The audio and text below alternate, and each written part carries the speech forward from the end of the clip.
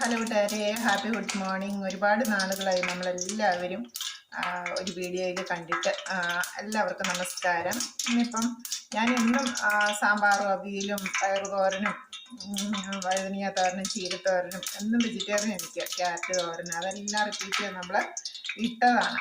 പിന്നെ ദോശ ഇഡ്ഡലി പുട്ട് അതും കുറേ ഇട്ടതാണ്. എനിക്ക് പിന്നെ ബോറായി. അപ്പോൾ പിന്നെ കാണുന്ന നമ്മുടെ കൂട്ടുകാർക്ക് ഭയങ്കര ബോറാവില്ലോ എന്ന് വിചാരിച്ചാൽ പിന്നെ അങ്ങനെ ഇടാറില്ല. ഇനി ഒത്തിരി ആയില്ലോ എന്ന് ഓർത്ത് ഞാൻ അങ്ങോട്ട് ഒരു കുക്കിംഗ് വീഡിയോ ഇടാമെന്ന് വിചാരിച്ചു. നമ്മളൊരു ഉണക്കപ്പയറിൻ്റെ മെഴുക്കുവരട്ടി തന്നെ. അതിൻ്റെ കടുക് താളിച്ച് നമ്മൾ കുറച്ച് ഉള്ളി ഒന്ന് നടുവെ കീറി എടുത്തിട്ടുണ്ട്.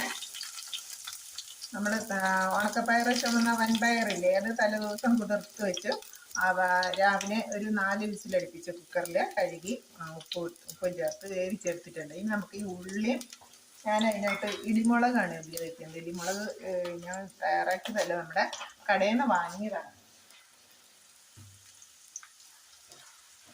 ഈ ഉള്ളി വഴന്ന് വരുന്നതിനൊപ്പം തന്നെ നമ്മൾ ഒരു 1.5 സ്പൂണോളം മുളക് പൊടിയും കൂടെ ചേർത്തിട്ട് ഇത് നമുക്കിത് രണ്ടും കൂടെ നന്നായിട്ടൊന്ന് എണ്ണയിലൊന്ന് വഴറ്റിയെടുക്കാം. നമ്മുടെ കുക്കറിൽ പയറ് വെന്തിരിപ്പുണ്ടേ. ഉള്ളിയുടെ ഒരു ടേസ്റ്റ് ശരിക്കും കിട്ടിയാൽ നല്ല ടേസ്റ്റാണ്. ചാറാക്കാതെ നമ്മൾ ഉള്ളിയും മുളകും കൂടെ ഇതിൽ വെന്ത് കിട്ടും. എണ്ണയിൽ നന്നായിട്ട് വാടിക്കിട്ടും. നന്നായിട്ട് വഴന്ന് വരുമ്പോൾ ഇത് ചേരാനുള്ള ഉപ്പും കൂടി ഒഴിച്ചിട്ട് നമ്മുടെ പയറും കൂടി ഇതിലേക്ക് ചേർത്താൽ മതി. ഒട്ടും വെള്ളമില്ലാതെ ചേർക്കണേ.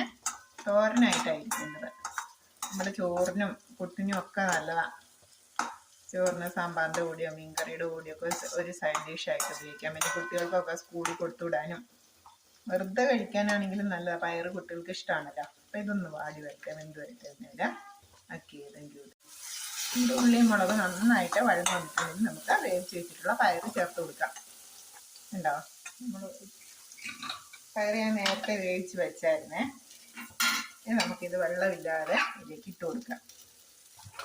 ആണ് ഉണക്കപ്പയറ്. ഉള്ളിയും മുളകും കൂടെ നമ്മൾ